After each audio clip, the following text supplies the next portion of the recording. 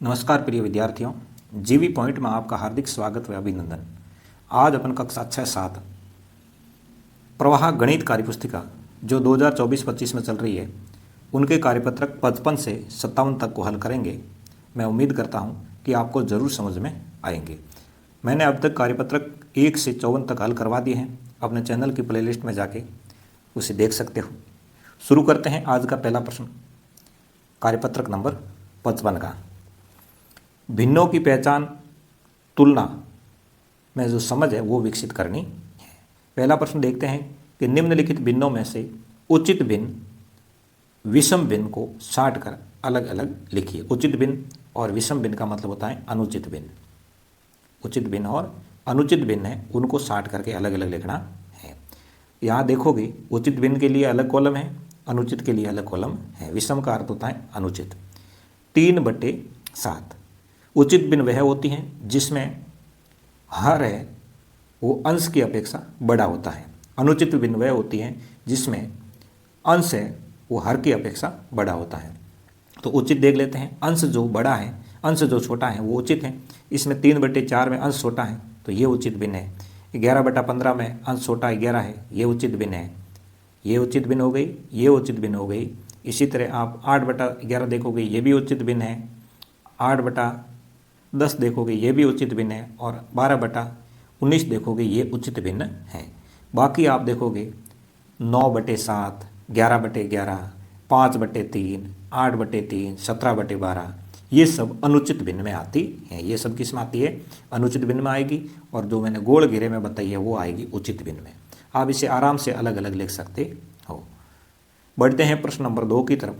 दूसरा जो आपका प्रश्न होगा वो निम्नलिखित अनुचित भिन्न को मिश्र भिन्न में लिखना है। अनुचित भिन्न है उसको मिश्र भिन्न में लिखना है। अनुचित भिन्न को मिश्र भिन्न में लिखने के लिए आपको जो भी अनुचित भिन्न होगी उसके अंदर अंश के अंदर हर का क्या करना पड़ेगा? भाग देना पड़ता है। जैसे 7 यहाँ पे 4 है तो 4 का भाग देंगे 7 में, तो 4 एकम 4, कितने बचे? 3 शेष बच गए। तो 3 तो यहाँ भागफल हो गया पूरा, और 3 जो बच्चे हैं वो ऊपर, और ये 4 है वो नीचे हो जाएगा।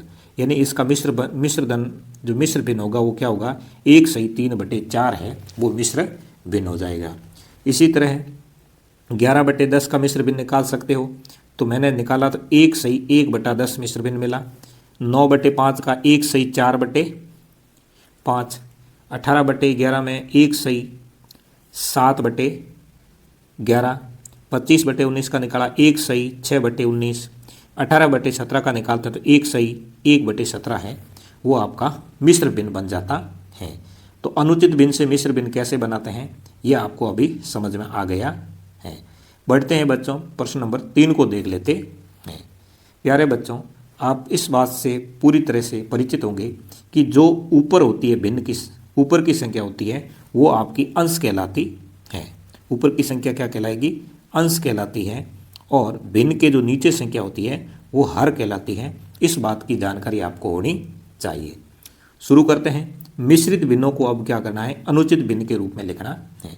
पहले आपने अनुचित भिन्न को मिश्र भिन्न में बदलने का काम किया, अब आप क्या करोगे? मिश्र भिन्न को अनुचित भिन्न में बदलने का काम करोगे। तो इसमें आपको ज़्यादा कुछ नहीं करना है। जैसे 9 का पहाड़ा 7 बार बोलना है, यानी 9 को 7 से क्या करना है? गुणा करना है। 9 को 7 से गुणा करने के बाद में 4 को उसके साथ जोड़ना है। तो 9 7 63, 63 और 4 कितने हो जाते हैं? 67। तो 67/9 है, ये आपकी अनुचित भिन्न बन जाती है। इसी तरह 6 का पहाड़ा 2 का पहाड़ा 6 बार बोले तो 6 दूनी 12, 12 और 1 13, 13/2 हो गया। इसी प्रकार 4 का पहाड़ा 5 बार बोले 20, 20 और 3 23, 23/4 हो गया। 2 का पहाड़ा 11 में 2 बार 11 दूना 22, 22 और 23, 23/2 हो गया। इसी प्रकार 62/7, 58/9 है, ये आपका हो जाता है। आगे बढ़ते हैं प्रश्न नंबर 4 की तरफ। निम्नलिखित भिन्नों को आरोही क्रम में लिखिए। आरोही क्रम का मतलब होता है इसको बढ़ते क्रम में लिखना है। इसको क्या करना है? बढ़ते क्रम में लिखना है, यानी छोटे से बड़ा क्रम। अब भिन्नों का क्रम है वो छोटे से बड़ा कैसे होता है, इस बात की आपको जानकारी होनी चाहिए। तो मैं आपको अपनी जानकारी के लिए बता देता हूँ कि जब हर समान हो तो अंश में जो छोटी होगी वो सबसे छोटी कहलाएगी। तो हर समान है, इसमें देखोगे तो हर सब में समान है। तो आप हर को देखते हुए आपको ध्यान रखना है कि अंश सबसे छोटा कौन सा है, वो सबसे छोटी है। तो इसमें देखा तो अंश सबसे छोटा इसमें 1 है, तो 7/1 सबसे छोटी संख्या है। इससे बड़ी 2/7 हो गया, इससे बड़ी 4/7, इससे बड़ी 5/7, इससे बड़ी 6/7 हो जाता है। तो ये इस प्रकार आप आरोही क्रम में लिख सकते हो। अब स्थिति ऐसी भी आती है कभी कभी कि हर अलग अलग हो जाते हैं और अंश क्या हो जाते हैं, समान हो जाते हैं। ऐसी स्थिति में आपको ध्यान रखना है कि अंश समान होने की स्थिति में हर जो बड़ा होगा वो सबसे छोटा होगा। तो इसमें देखोगे तो हर सबसे बड़ा इसमें है, तो 11/1 है, ये सबसे छोटी है। फिर इससे जो बड़ी होगी वो 1/8, फिर इससे बड़ी 1/5, इससे बड़ी 1/4, इससे बड़ी 1/3 है, वो हो जाती है। सत्य और असत्य कथनों को छांटना है। 5वें प्रश्न के अंदर क्या लिखा हुआ है कि यदि दो भिन्नों में हर समान हो, दो भिन्नों के अंदर हर समान हो, तो दोनों भिन्नों में छोटे अंश वाली भिन्न बड़ी होती है। छोटे अंश वाली जो भिन्न है वो बड़ी होती है। माना कि ये दो समान हर वाले भिन्न हैं, आप यही ध्यान दीजिए, दोनों हैं समान हर वाली भिन्न है। अब इसमें आप बताओ क्या दोनों भिन्नों में छोटे अंश वाली जो होगी वो भिन्न बड़ी होगी? इनमें छोटे अंश वाली भिन्न बड़ी होगी या बड़े अंश वाली भिन्न बड़ी होगी? तो ये सीधी सी बात है, मैंने पहले बता रखा है कि आप इनमें देखोगे तो जो बड़ा अंश होगा वो बड़ी होगी, जो अंश बड़ा होगा वो बड़ी होगी। जैसे 2/7 और 5/7 में 2/7 से बड़ी क्या है, 5/7 है। तो ये यहाँ पे जो बात लिखी है ये बात गलत लिखी है, असत्य लिखी है। दूसरा देख लेते हैं, यदि दो भिन्नों में अंश समान हो और दोनों भिन्नों में बड़े हर वाली भिन्न छोटी होती है। अंश समान है और अंश समान है इन दोनों के अंदर, मान लो ये अंश है, इनमें अंश समान है। अब बड़े हर वाली जो भिन्न है वो छोटी होगी, ये बात सही है। जो बड़ा हर होगा वो क्या होगी, संख्या छोटी हो जाएगी, ये बात सत्य है। इस तरीके से कार्यपत्रक नंबर आपका 55 है वो होता है। बढ़ते हैं कार्यपत्रक नंबर 56 की तरफ। संख्या रेखा पर भिन्न निरूपण की समझ विकसित कर पाना। दी गई संख्या रेखा पर निम्नलिखित भिन्नों को प्रदर्शित कीजिए। संख्या रेखा पर भिन्नों को प्रदर्शित करना आपको आना चाहिए। देखते हैं 2/5, 6/5, 7/5 और 10/5। यहाँ 0 से शुरू करते हैं तो 0 के बाद में 1/5, फिर 2/5 आता है, फिर यहाँ 3/5, 4/5 और 5/5। 5 को 5 से काटा तो 1 बन जाता है। इसी तरह 6/5 आता है, फिर 7/5, फिर 10/8। अब 5 को 10 से काटते तो 2 बार कटता है, इसी तरह 10/5 यहाँ आएगा। तो ये भिन्नों को रेखा पर इस तरह दर्शाना है। यहाँ देखोगे वही है 0/10 यही होगा, जहाँ 0 था वहीं 0/10 हो जाएगा। फिर 1/10, उससे जस्ट आगे 1/10, फिर 2/10, फिर 3/10, फिर 4/10, फिर आपका 5/10 जो है वो आ गया, फिर 6/, 7/, 8/, 9/, फिर 10/10 से आ गया। 10 को 10 से काटेंगे तो 1 बन जाता है। इसी तरह तीसरा देख लीजिए, हर समान है, अंश अलग है। 0 के बाद में 1/7, फिर 2/7, 1/7 आ गया, 2/7 आ गया, ये 3/7, 4/7, फिर 5/7 आ गया, फिर 6/7, 7/7 और 8/7, तो ये आ गया 8/7। आगे देखते हैं संख्या रेखा पर आपको दर्शाना भिन्नों को। तो 0 से शुरू करते, 0/4 यही होगा, फिर 1/4 उससे आगे होगा, फिर 2/4 आपको लिखना नहीं है, 3/4 ये हो गया, फिर 4/4 का 1 बन जाता है। 4 से 4 काटते हैं तो 1 बन जाता है, 4 एकम 4, इसलिए 1 बन जाता है। तो समझ में आया होगा रेखांकित भाग को कैसे करना है। बढ़ते हैं आगे, छायांकित भाग के लिए भिन्न लिखिए और उसे संख्या रेखा पर दर्शाइए। जैसे आप देखोगे तो यहाँ आपकी जो भिन्न बनती है वो बनती है 2/6। तो आपको 2/6 को दर्शाना है। तो ये 0 से बाद में 1 आता है, 1/6 आता है, फिर 0 के बाद यहाँ आएगा 2/6। इसी प्रकार 3/6, 4/6, 5/6 और यहाँ आ गया आपका 6/6। 6 से 6 काटा, 6 एकम 6, तो यहाँ 1 बन जाता है। दूसरा देख लेते हैं, यहाँ टोटल भरे हुए 4 हैं और टोटल कितने 8 है, यानी 4/8। तो 0 से 4/8 करेंगे, 1/8, 2/8, 3/8 और 4/8 यहाँ आता है। आगे तीसरा देख लेते हैं। टोटल भिन्न के भरे हुए कॉलम 4 हैं, उनमें से 16 है, वो 16 कॉलम है टोटल, उनमें से 4 भरे हुए हैं। अब देखोगे तो 4/16 संख्या रेखा पर आप दर्शा सकते हो। आगे तीसरा प्रश्न भी देख लेते हैं। भिन्न संख्याओं में 2/3, 3/3, 5/3, 0/3, 1/3 को संख्या रेखा पर दर्शाना है।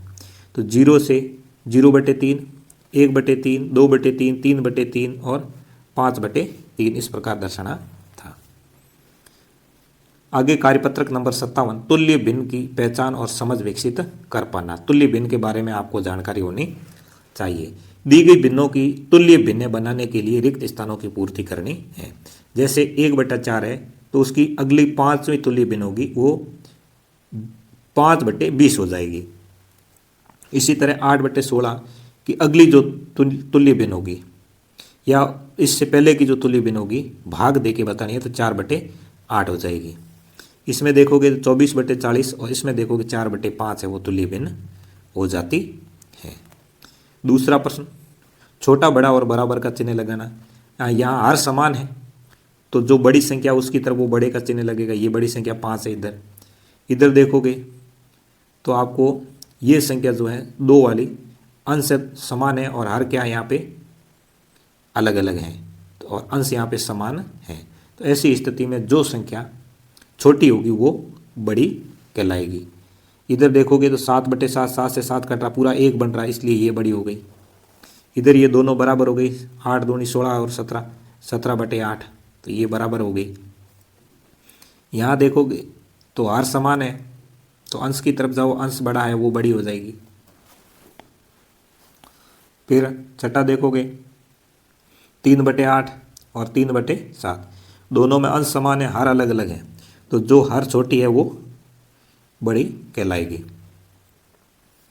इसी तरह प्रश्न नंबर 2 पूरा होता है। बढ़ते हैं प्रश्न नंबर 3 की तरफ। 3 नंबर प्रश्न है, नीचे दिए गए चित्रों के छायांकित भाग के लिए भिन्न लिखिए, क्या ये भिन्न तुल्य है। जैसे आप देख रहे हो इसमें 6 कॉलम भरे हैं, किस में थे, 8 में से।